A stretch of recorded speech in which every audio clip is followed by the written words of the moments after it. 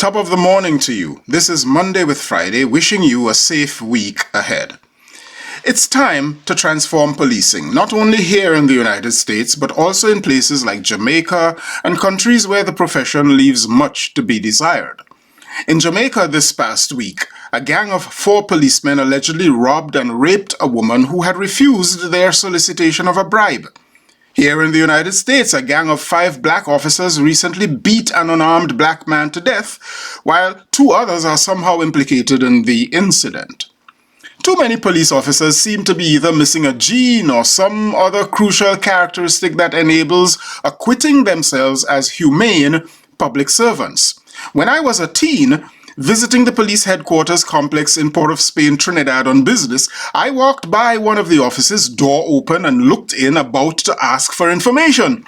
A group of policemen in the room before I could even ask a question cussed at me like I were a stray dog with rabies, loudly chasing me away. Such hostility.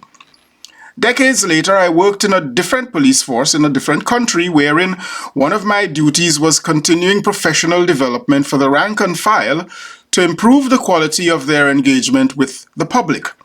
Unfortunately, in that system also, senior officers verbally and emotionally abusing their subordinates was almost standard fare, a culture my unit tried hard to battle, but did not win. Now, police culture is hard to break, but not impossible.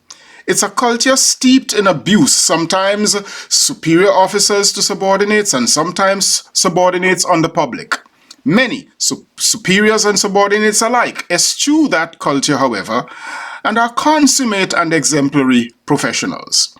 This abusive police system, whether in America or Jamaica or places where slavery once existed, must be disentangled from its moorings in slavery, wherein hunters, enabled by law, were to capture and return to the plantation, dead or alive, enslaved humans escaping for their lives and freedom. In those days, the hunted were more likely to live while in police custody since it was more economically profitable to both hunter and slave master for the captive to be returned alive. In our times, however, no incentive remains for rogue police hunters to deliver their captives alive. It matters not to them whether their detainees are delivered dead, since the greater likelihood still remains that they get away scot-free, like the killer or killers of Sandra Bland, Eric Garner, Tamir Rice, the beaters of Rodney King, the criminal police impersonator who murdered Trayvon Martin, and the juvenile monster in Kenosha, Wisconsin, who crossed state lines during a curfew to kill 2 men. So I now offer some basic suggestions for police reform. We shouldn't expect Republicans to be part of the solution. First, since Tim Scott, a black senator, still appears enslaved by the thinking that governs this abusive and oppressive police culture.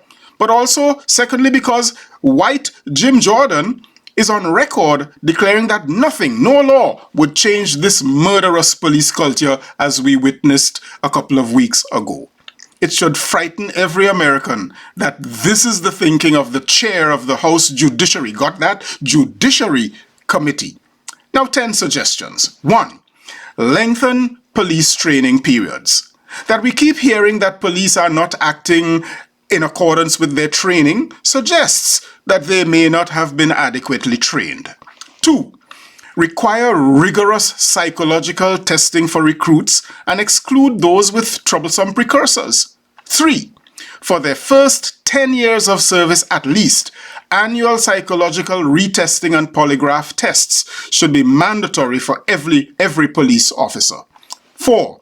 If Martin Luther King Jr. and the Student Nonviolent Coordinating Committee and others successfully trained young black people nonviolent resistance when violently provoked, surely police academies can train recruits de-escalating skills also. 5. Train recruits in language skills to learn command without cussing, authority without assaulting, and proficiency in words more than in weapons. 6. British and Japanese police, for example, manage professional policing with much fewer lethal weapons available to them than American police. Surely, the latter can be trained lesser reliance on lethal weapons and violence, even if they still carried weapons in this America awash with guns. 7. Relate ranks only to pay grade and management, but otherwise create some kind of culture that enables the seamless flow of intelligence, ownership, communication, respect, and a collegiality between the ranks, so that a constable is not a lesser human alongside a superintendent or captain, and is free without penalty to respectfully challenge the system, especially where the senior rank's judgment may be at risk. 8. Place a matrix of impeccable civilian quality control overseers at strategic points in every police precinct to counteract destructive police culture. 9. Abolish qualified immunity. It places the police above the law, end of story. And 10. You see that critical race theory that unintelligent politicians, conservatives, and religionists mangle, misunderstand, and misrepresent? It should be a standard course for all recruits, white, black, or otherwise. In this Black History Month, Black history is to be understood in America's case as American history, and it is national history in the case of Jamaica and other places where police persons forget that they are servants of the people, not lords, bosses, slave drivers, or executioners. Please share this video with someone, and please do subscribe to my channel. I am Michael Friday, and your week just got better. I'll see you again next week. Happy Monday, all the way to Friday.